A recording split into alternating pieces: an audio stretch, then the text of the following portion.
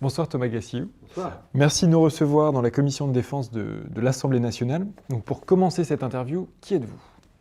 Eh bien, Thomas Gassiou, j'ai 38 ans, je suis marié, père de 3 enfants, et actuellement je suis député du Rhône, membre de la commission de la défense nationale et des forces armées, et puis j'ai différentes fonctions et responsabilités au sein de l'Assemblée, comme rapporteur du budget de l'armée de terre, président du groupe d'amitié entre la France et la République centrafricaine, membre de l'OPEX, et puis je suis également élu local, maire jusqu'en 2017, et puis touché ensuite par la loi sur le non-cumul des mandats.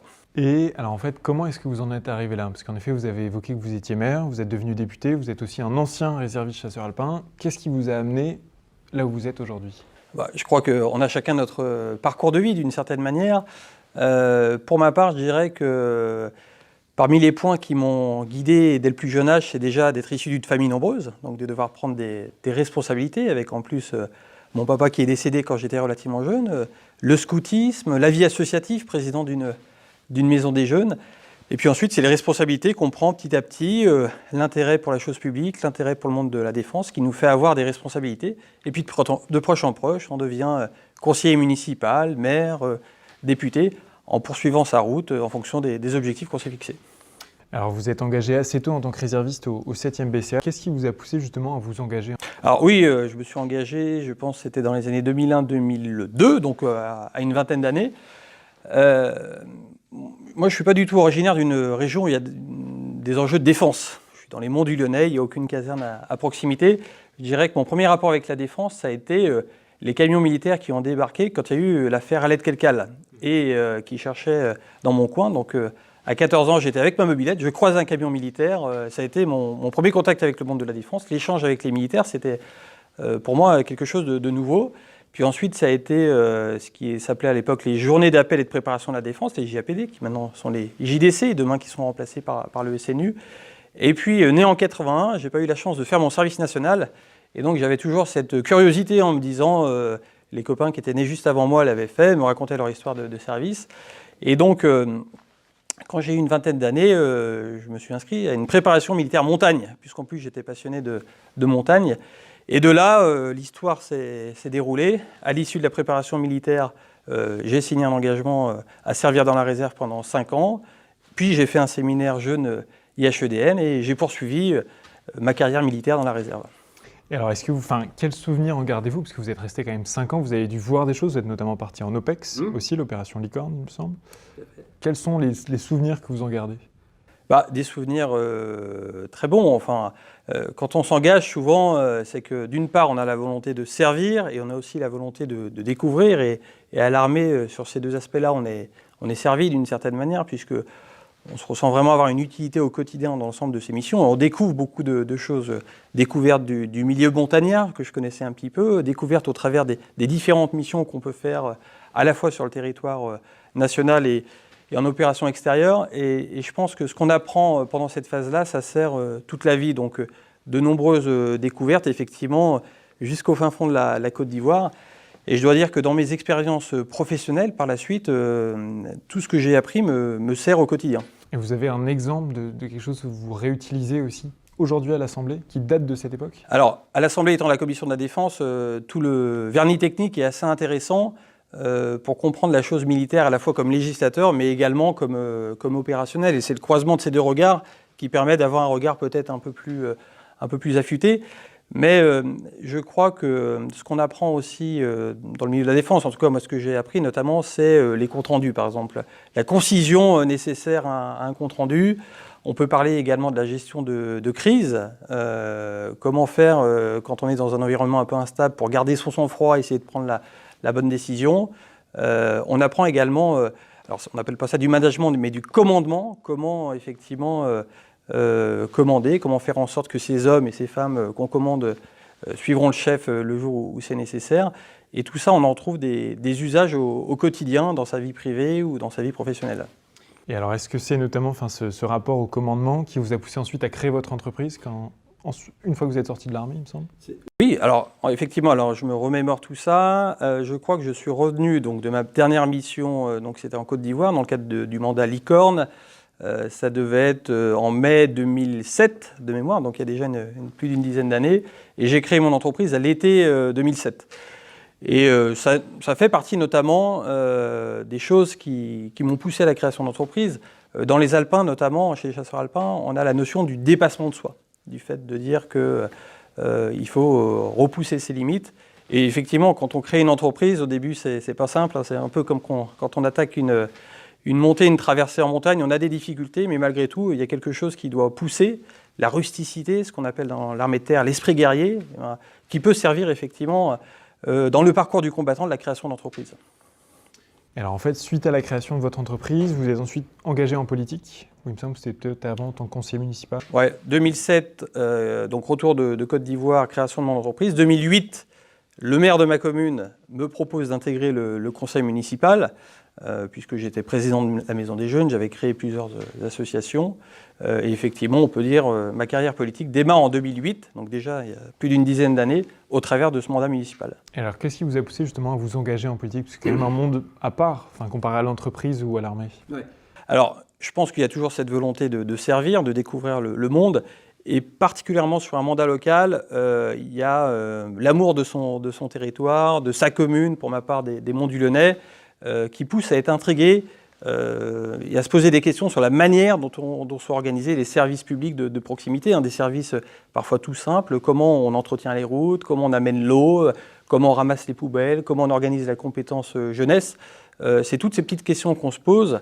Et quand on est engagé dans un conseil municipal, on commence à comprendre petit à petit comment tout ça est organisé. Donc votre engagement politique vous a mené en fait aujourd'hui à être député. Si vous deviez le résumer de manière synthétique, qu'est-ce que vous faites et notamment qu'est-ce que vous faites à la commission défense? Alors, un député, pour résumer, il a plusieurs fonctions essentielles. La première fonction du député, c'est la fonction législative.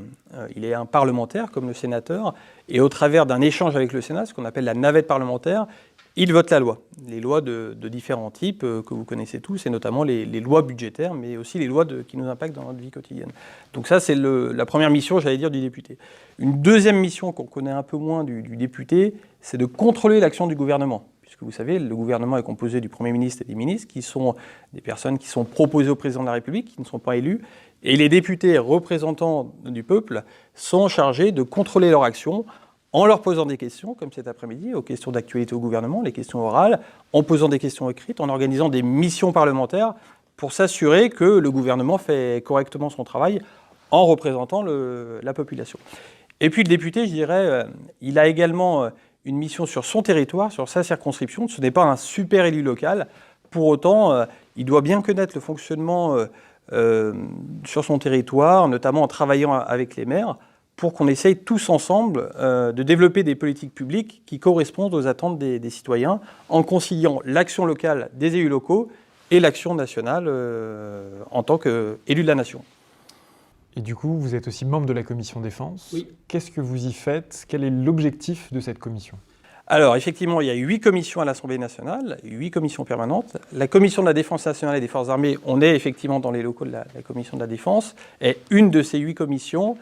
Et cette commission a plusieurs effectivement, objectifs. Bon, son premier objectif, c'est d'être saisi sur le fond, sur les textes qui concernent la défense nationale. Par exemple, récemment, j'ai été rapporteur d'un projet de loi qui concerne la sécurisation des réseaux 5G, avec des enjeux au titre de la sécurité et de la défense nationale. Donc la défense nationale se saisit pour avis ou sur le fond des textes qui concernent la sécurité nationale. Ça, c'est son premier sujet. Elle a un deuxième grand travail, j'allais dire, ce sont les questions budgétaires qui s'incarnent dans la loi de programmation militaire, qui va avoir une durée de 5, 6, 7 ans. Donc la dernière a été votée en 2008 et couvre la période 2019-2025. Et cette loi de programmation budgétaire doit être mise en œuvre chaque année au travers d'un projet de loi de finances. Et donc chaque année, on étudie le projet de loi de finances qui est construit par le gouvernement, avec une répartition armée par armée, en fonction des équipements, des dépenses de fonctionnement. Donc deuxième grande mission. Et une troisième mission, c'est d'entretenir le lien au quotidien avec les armées. Puisque vous savez que les armées le statut militaire fait que la représentation syndicale n'est pas possible et le contact qu'on a au quotidien avec les armées permet, j'allais dire, de représenter, d'écouter ce qu'ils ont à nous dire pour qu'on vérifie notamment que les moyens qu'on leur donne sont cohérents avec les missions qu'ils ont. C'est notamment ce qui fait que hier encore, j'étais à Djibouti en déplacement. Je suis allé voir, dans le cadre de l'IHEDN notamment, les forces françaises à Djibouti, en comparant les missions qui sont affectées à ces forces françaises à Djibouti et les moyens qu'ils ont pour effectuer ces missions. Et alors, conclusion à chaud? Alors, conclusion à chaud, la mission à Djibouti est extrêmement importante, puisque au large du golfe d'Aden passe une grande partie du trafic maritime mondial, passe des réseaux de fibre optique, donc c'est une zone qui a des enjeux stratégiques extrêmement importants. Dans la sous-région, on a 8000 Français qui y habitent, avec des pays qui ont une certaine instabilité, l'Éthiopie, la Somalie, pour le Soudan du Sud, pour citer que ceux-ci.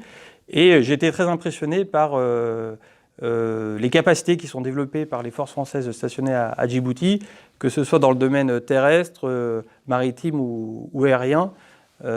Et donc je reviens d'une certaine manière vraiment rassuré sur la capacité opérationnelle de ces forces, et j'ai quand même détecté quelques petits points sur lesquels on peut apporter quelques améliorations. Et donc en fait, ces points-là, est-ce que ce sont ceux que vous mentionnez dans votre avis pour le budget de l'armée de terre, que vous produisez chaque année, il me semble? Oui. En fait, qu'est-ce que c'est que cette mission et quelles sont vos conclusions principales? Alors, effectivement, donc chaque année, donc, pour ma part, je suis rapporteur du budget de l'armée de terre, et donc chaque année, le gouvernement nous présente son projet de loi de finances qui décrit le budget pour l'année N+1 en matière pour l'ensemble des armées. Et en tant que rapporteur du budget de l'armée de terre, je suis chargé d'étudier ce projet en menant des auditions notamment ou des visites sur le terrain et de proposer un avis à mes collègues de l'Assemblée nationale. Donc j'étudie et ensuite je prends la parole en hémicycle pour dire voici mon avis sur le budget de l'armée de terre et je vous propose un avis conforme. Et ensuite, sur la base de cet avis, chaque député peut voter en étant éclairé sur ce budget. Et au-delà de ce côté purement budgétaire qui correspond donc à l'avis sur le budget, mais également au suivi de l'exécution de ce budget tout au long de l'année, le rapporteur a également un rôle pour entretenir une relation privilégiée avec l'armée qu'il suit au quotidien, notamment en matière de veille, en matière de rencontres, que ce soit avec par exemple le chef d'état-major de l'armée de terre, mais également une visite des différentes unités. Donc une mission purement budgétaire et une mission de suivi au quotidien, d'être l'interlocuteur au quotidien de l'armée concernée. Alors j'aimerais juste revenir un peu sur les lois de programmation militaire. Donc elles durent 5 ans habituellement, 5-6 ans. Comment s'assurer en fait qu'elles sont respectées et qu'elles sont bien enactées tout au long? Effectivement, je crois que vous avez mis le doigt sur le sujet juste. Le plus difficile pour une loi de programmation, c'est son exécution. Puisque les bonnes intentions, tout le monde en a, tout le monde veut effectivement que les armées aient les moyens suffisants par rapport à leur mission. Mais malheureusement, quand on regarde l'histoire ces 30 dernières années, rarement une loi de programmation militaire a été suivie, puisque si vous prévoyez un budget à un instant T, vous avez au cours du mandat souvent de nouvelles dépenses dans d'autres ministères qui apparaissent, qui vous conduisent à faire des arbitrages. Et les gouvernements passés, les assemblées passées ont pu parfois s'éloigner des programmations qu'elles avaient effectuées, ne serait-ce que quelques années plus tôt. Donc c'est notre rôle de parlementaire de travailler avec la ministre notamment pour que cette loi de programmation soit suivie à l'euro près. C'est une loi de programmation militaire extrêmement ambitieuse puisqu'elle correspond à l'engagement du président de la République de porter le budget des armées à 2%. Donc d'ici la loi de programmation militaire, ce qui fait une augmentation budgétaire assez conséquente. Et le président de la République rappelle fréquemment que lui-même surveillera de près l'exécution de cette loi de programmation militaire. Donc aujourd'hui, on est tout à fait rassuré sur notre capacité à être à la hauteur des engagements qu'on a pris dans cette loi. Alors, est-ce que vous avez des sujets de prédilection par rapport à la défense? Qu'est-ce qui vous intéresse en fait? Alors, bien entendu, l'armée de terre en tant que telle, et notamment la première année, j'ai travaillé sur l'accélération du programme Scorpion. Le programme Scorpion, c'est le renouvellement du segment médian de l'armée de terre, du segment blindé médian. Dans l'armée de terre, vous avez les véhicules légers non blindés, notamment des véhicules anciennement les P4 qui sont maintenant remplacés par les VT4, les GBC 180 sont les camions. Vous avez le segment très lourd, notamment le Charles Leclerc, et au milieu, vous avez le segment médian qui est un véhicule blindé, mais qui n'est pas non plus un véhicule de combat lourd, de combat de chars. Donc historiquement, vous aviez la gamme VBL, véhicules blindés légers, et VAB, les fameux VAB qui datent des années 70, qui ont été mis en route avant même que nous-mêmes on soit nés. Voilà. C'était la blague que j'avais faite quand je présentais mon rapport. Je disais, les VAB ont quand même un certain âge, ils ont été mis en route à l'époque quasiment de la 4L, de véhicules qu'on ne voit plus. Et donc mon premier sujet de travail, ça a été de préconiser l'accélération du programme Scorpion en mettant en évidence, au travers d'un rapport d'une 40aine de pages, qu'il devenait plus coûteux de mettre des rustines sur ces VAB plutôt que de passer au modèle suivant. Et ce rapport n'était pas fait au hasard, puisque c'était juste avant la loi de programmation militaire, et la ministre, dans les arbitrages qu'elle a fait pour la loi de programmation militaire, a retenu cette accélération de Scorpion et le rehaussement des cibles. Et le programme est en train d'être développé. On a eu les 92 premiers Griffons qui ont été livrés en 2019 et les livraisons continuent. Donc si vous voulez, on peut d'ailleurs parler de ce qu'apporte Scorpion. Donc plus de protection et du combat collaboratif, pour faire simple. Ça a été mon premier sujet. Deuxième sujet a concerné la préparation opérationnelle, à savoir comment notre armée de terre s'organise pour être à la hauteur des défis qui sont les siens, comment notamment elle s'entraîne. Est-ce que le rythme important des missions ne vient pas contrarier le temps, le temps nécessaire que doivent avoir les soldats pour s'entraîner? Et effectivement, au travers du rapport, des investigations, des déplacements que j'ai faits jusqu'en Guyane, au centre d'entraînement en forêt équatoriale, j'ai remarqué qu'il ne fallait pas qu'on tire trop sur la corde, sinon nos soldats n'avaient plus le temps de s'entraîner et il y avait un risque de perte de capacité, notamment les capacités de haut du spectre. Et il y avait un risque également de s'entraîner à une guerre en particulier, notamment l'engagement au Sahel, et plus s'entraîner à faire la guerre en général, c'est-à-dire à maintenir l'ensemble des compétences. Donc ça a été un deuxième sujet important, la préparation opérationnelle. Et là encore, il y a des déclinaisons dans le projet de loi de finances pour qu'on s'assure que des budgets suffisants soient alloués pour que nos soldats s'entraînent. Et on doit le prendre en compte aussi au quotidien pour ne pas les surcharger de travail, pour qu'ils aient le temps de s'entraîner. Un troisième sujet a concerné le développement des réserves opérationnelles. Donc ça, c'était le sujet de l'an dernier. Le sujet des réservistes a beaucoup évolué ces dernières années, et notamment depuis la création de la Garde nationale en 2015. Mais c'est un sujet qui doit continuer à évoluer. Et pour ma part, je suis persuadé que les réserves ont un rôle absolument crucial dès le temps de paix dans nos armées. Elles apportent des compétences qu'on ne trouve plus forcément dans le monde militaire. Elles apportent également une masse critique nécessaire pour mener des opérations qui des fois nécessitent plus de monde. Elles sont engagées au quotidien dans le cadre de l'opération Sentinelle. Aujourd'hui, on ne pourrait plus faire sans les réserves au quotidien. Et on a besoin encore de développer le cadre qui permet à un réserviste de pouvoir combiner sa vie professionnelle et sa vie militaire. Si je devais citer 2 ou 3 autres sujets, la 5G et l'ensemble des sujets d'innovation et de technologie, c'est un sujet sur lequel j'ai un peu travaillé. J'avais mené notamment une mission d'information sur les enjeux du numérique dans les forces armées, à savoir comment on peut gagner en capacité opérationnelle grâce au numérique, mais également les points d'attention qu'il faut avoir pour continuer à savoir opérer en mode dégradé, puisque le numérique peut être sujet à panne, peut être sujet à piratage. Donc la conclusion, c'était le numérique faire mieux avec, mais continuer à savoir faire sans. Et puis, peut-être parmi un dernier sujet, c'est le service national universel, et donc sa montée en puissance, des 2000 jeunes qu'on a eu en 2019, aux 30 000 jeunes qu'on aura cette année en 2020, 100 000 jeunes l'année prochaine. Les armées sont impactées par la mise en route de service national universel, puisque notamment elles forment les encadrants et des profils militaires interviennent également pendant le déroulement du SNU.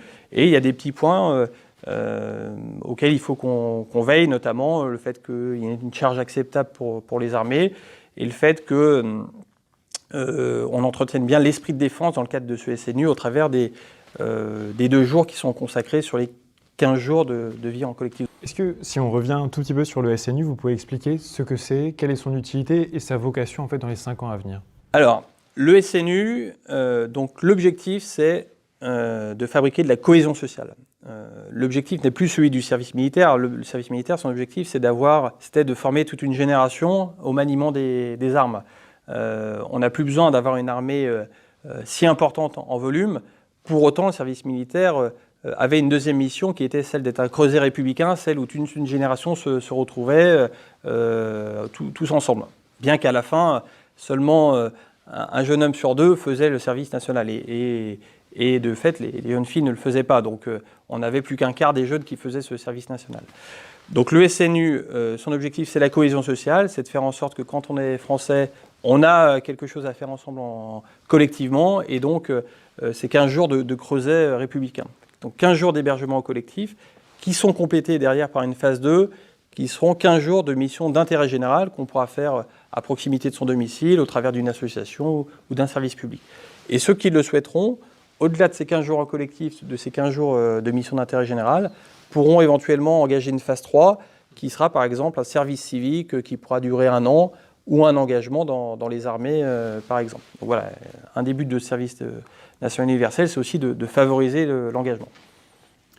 On arrive à la fin de cette entrevue. Ma dernière question, c'est quel conseil auriez-vous pour un jeune qui voudrait un peu suivre vos pas, c'est-à-dire passer par exemple du monde militaire au monde politique ou au monde de l'entreprise, de l'auto-entrepreneur?